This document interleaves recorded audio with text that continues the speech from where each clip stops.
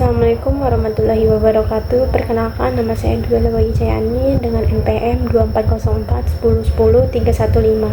dengan kelas Governance Digital H041.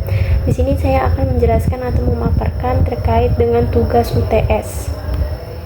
Yang pertama yaitu ada jelaskan perbedaan antara tata kelola pemerintahan konvensional dengan berbasis digital.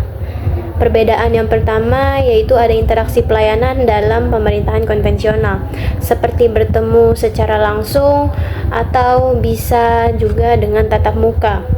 Pada efisiensi proses, pemerintahan konvensional lebih lama dalam birokratis dan membutuhkan data yang lebih fisik. Akses informasi yang cukup terbatas karena informasi yang disimpan di tempat secara terpisah dan juga menjadi beberapa bagian. Untuk yang berbasis digital sendiri dapat dilakukan secara online ataupun daring melalui website, aplikasi, atau platform digital yang lain. Untuk proses sudah cukup cepat dan juga bisa secara otomatis serta dapat meminimalisir dalam pengeluaran kertas. Dalam mengakses informasi sudah terbuka dan mudah untuk publik mengakses informasi.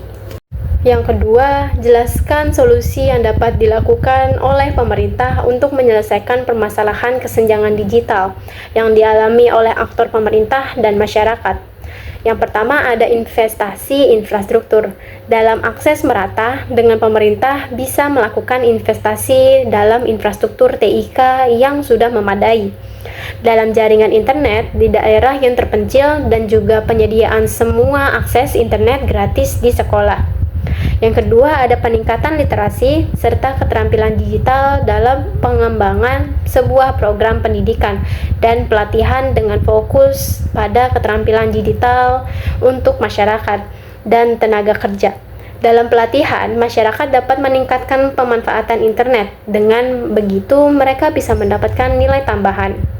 Yang terakhir ada memprioritaskan dalam keamanan cyber. Dengan era revolusi digital yang cukup canggih, maka memanfaatkan teknologi untuk menghadapi segala tantangan keamanan cyber. Nomor 3, sebutkan dan jelaskan tantangan apa saja yang dialami dalam implementasi e-government yang diterapkan di negara berkembang.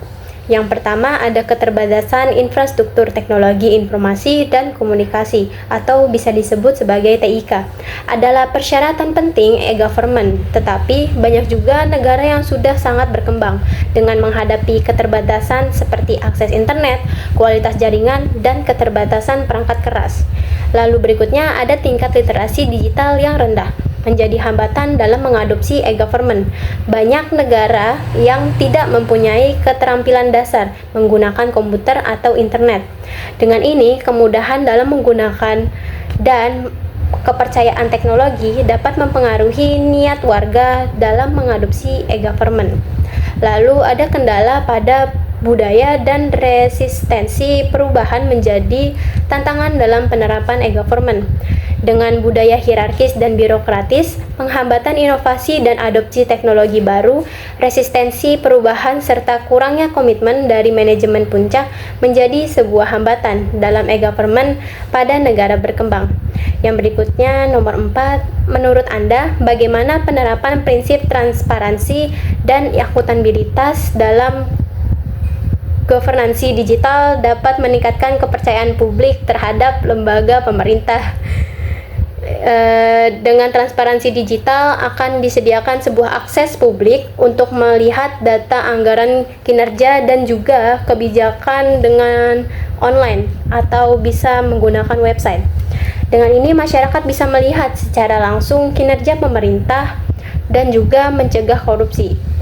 Lalu dalam akuntabilitas sendiri merujuk pada sebuah kewajiban pemerintah dalam bertanggung jawab akan kegiatan dan pengambilan keputusan kepada publik. Akuntabilitas digital dapat lebih terbantu dengan adanya sebuah sistem dalam mencatat serta mengatur untuk merekam suatu keputusan dan transaksi. Sekian dari saya, terima kasih. Wassalamualaikum warahmatullahi wabarakatuh.